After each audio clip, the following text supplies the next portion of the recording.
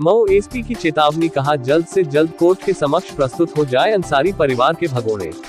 मऊ जिले के 3 थानों में बाहुबली मुख्तार अंसारी समेत उनके परिजनों पर मुकदमा दर्ज कर उन्हें तलाश रही है, जिसके लिए उनके गृह जनपद गाजीपुर के सभी ठिकानों पर जबरदस्त छापेमारी कर उन्हें कोर्ट के समक्ष प्रस्तुत करने के लिए सम्मन उनके दरवाजों पर चिपका दिया है। इस मामले में मऊ के पुलिस अधीक्षक अविनाश पांडे ने बताया कि मुख्तार अंसारी की पत्नी अक्षा अंसारी व उनके विधायक बेटे अब्बास अंसारी पर विभिन्न मामलों में महानगर थाना समय मऊ जिले के 3 थानों में मुकदमे दर्ज हैं, जिसमें कि सभी पर एनबीडब्ल्यू की कार्रवाई हो चुकी है, वे भगोड़े घोषित है। पुलिस उन्हें कोर्ट के समक्ष प्रस्तुत करने के लिए गाजीपुर स्थित उनके सुनिश्चित ठिकानों पर छापेमारी की कार्रवाई भी की गई है, लेकिन वे वहां पर नहीं मिले, जिसके परिप्रेक्ष्य में नोटिस चिपकाकर उन्हें अवगत करा दिया गया है। साथ ही उन्होंने कहा कि निवेदन नहीं, चेतावनी दी जाती है कि जितने भी आरोपी है वह कोर्ट के समक्ष प्रस्तुत हो जाएं, अन्यथा नियमानुसार कठोरता पूर्वक कार्रवाई करते हुए उनसे निपटा जाएगा।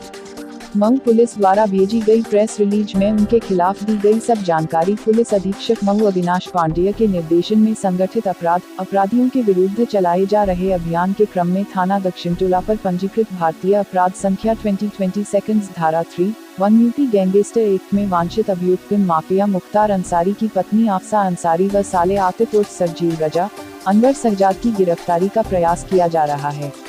उल्लेखनीय है कि पूर्व में थाना दक्षिण टोला पर तहसीलदार सदर श्री पीसी श्रीवास्तव द्वारा थाना दक्षिण टोला क्षेत्रांतर्गत ग्राम सभा रैनी में लोगों की 33 एकड़ जमीन कब्जा करने व सरकारी संपत्ति एक्सीआई गोदाम को कूटरचित दस्तावेज तैयार कर कब्जा करने, जिसकी कीमत लाखों में थी, के संबंध में न्यू 0 सम 0 इन 129 धारा 419, 420, 433, 434, 447, 467, 468, 471 भागवी 0 व धारा 3/4 सार्वजनिक संपत्ति क्षतियों अधिनियम का अभियोग बनाम मुख्तार अंसारी की पत्नी आफसा अंसारी, साले आतिफ रजा उर्फ शर्जल रजा, अनवर शहजाद व रविंद्र नारायण सिंह, जाकिर हसैन उर्फ विक्की पंजीकृत करवाया गया था, जिसमें दिनांक 21 अक्टूबर 2021 को पर्याप्त साक्ष्य के आधार पर आरोप पत्र माननीय न्यायालय प्रेषित किया गया। पुनः उसी थाना दक्षिण टोला पर न्यू 0 सम 0 इन 2020 धारा 3(1) यूपी गैंगस्टर एक्ट बनाम उपरोक्त पंजीकृत कराया गया था, जिसमें रविंद्र नारायण सिंह व जाकिर हुसैन उर्फ विक्की गिरफ्तार हो चुके हैं। उक्त पंजीकृत गैंगस्टर एक्ट के मुकदमे को पेश कराने के लिए आफसा अंसारी व अन्य द्वारा माननीय उच्च न्यायालय में अपील की गई थी, जिसको दिनांक 9 मई 2022 को माननीय न्यायालय ने पेश कर दिया था। उक्त क्रम में माननीय न्यायालय द्वारा गिरफ्तारी का वारंट जारी किया गया था, जिसके संबंध में थाना दक्षिण टोला, कोतवाली व सरायखिंसी पुलिस गिरफ्तार करने हेतु अभियुक्त के निवास जनपद गाजीपुर में गई हुई थी तथा धारा 82 सीआरपीसी की कार्यवाही की गई। यदि आरोपीगण माननीय न्यायालय के आदेश का अनुपालन नहीं करते हैं तो माननीय न्यायालय की आदेशानुसार धारा 83 सीआरपीसी कुर्की की कार्यवाही की जाएगी। खबर जगत के लिए एल एन सिंह की रिपोर्ट। सर, मुख्तार अंसारी की पत्नी और दोनों सालों के खिलाफ एनबीडब्ल्यू और 82 की नोटिस जारी हुई है। किस तरह से उनकी गिरफ्तारी को लेकर प्रयास किए जा रहे हैं, क्या है पूरा मामला? देखिए, 2020 में थाना दक्षिण टोला पर एक मुकदमा तहसीलदार सदर मऊ की तरफ से दर्ज कराया गया था, जिसमें उनकी तरफ से कहा गया था कि विकास कंस्ट्रक्शंस नाम की एक कंपनी है, जिसमें मुख्तार अंसारी की जो वाइफ हैं आफसा अंसारी और अन्य पार्टनर्स के द्वारा इसमें कूट रचित दस्तावेजों के तहत सार्वजनिक संपत्ति पर अतिक्रमण किया गया था, और उसी पर इनके द्वारा जो लोन भी लिए गए थे वो भी फर्जी दस्तावेजों के तहत लिए गए थे। उसी मुकदमे में सभी पर चार्जशीट लगाई गई थी। उस आधार पर और अन्य जो इनका एक पुराना लंबा आपराधिक इतिहास पूरे परिवार का रहा है, उसके अनुसार थाना दक्षिण टोला पर एफआईआर संख्या 20/22 गैंगस्टर अधिनियम उत्तर प्रदेश समाज विरोधी एवं गिरोहबंद गतिविधियां प्रतिषेध अधिनियम के तहत दर्ज किया गया था। उस क्रम में इनके जो गिरफ्तारी के प्रयास हैं वो किए जा रहे हैं। बार बार जो माननीय न्यायालय की नोटिस है, पुलिस की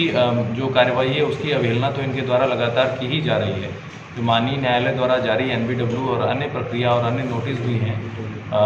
वो उसका भी अवहेलना इनके द्वारा किया जा रहा है। आपको ज्ञात होगा कि थाना महानगर पर एक कूट रचित दस्तावेजों के द्वारा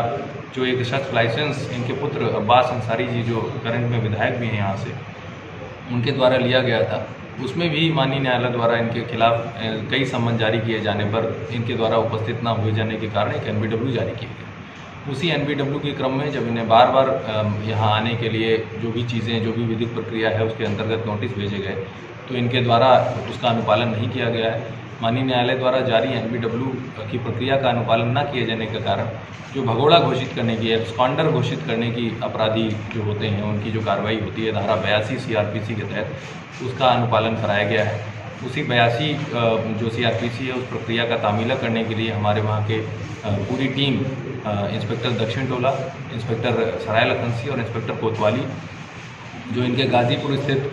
4 जगह है, जो इनका पैतृक मकान है मुख्तार अंसारी का, और जो इनके ससुराल का पैतृक मकान है, जो इनके साले भी इसमें, जो मुख्तार अंसारी के जो 2 साले हैं अनवर शहजाद और आतिफ रजा, इन दोनों के खिलाफ भी इसमें एनबीडब्ल्यू था। तो इसी क्रम में इनकी 82 की कार्रवाई की गई है। अगर 82 की कार्रवाई का अनुपालन इनके द्वारा नहीं किया जाता है तो अग्रिम जो भी सख्त से सख्त विधिक कार्रवाई हो सकती है वो इनके खिलाफ अनुपालन में लाई जाएगी। और यदि 83 जारी होती है तो उसमें जो कुर्की की प्रक्रिया है वो संपूर्ण तरीके से, विधिक तरीके से कराई जाएगी। तो इससे बेहतर है कि ये लोग जो पुलिस है उसके सामने आ जाएं, अरेस्ट हो जाएं